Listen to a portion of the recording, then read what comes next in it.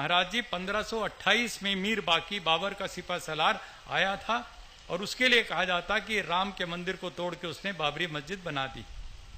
1528 में अडवाणी जी, न आप थे, न मैं था, न कोई था, लेकिन राम का सबसे बड़ा भक्त दुनिया में तुलसीदास उसी सरयू के तट पर बैठ करके रामचरितमानस लिख रहा था, दोहावली विनय पत्रिका लिख रहा था।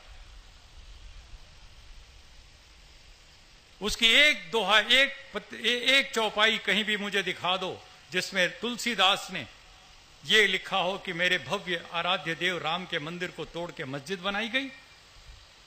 कहीं नहीं, एक शब्द नहीं। तुलसीदास को नहीं दिखाई पड़ा, अडवाणी जी को दिख गया।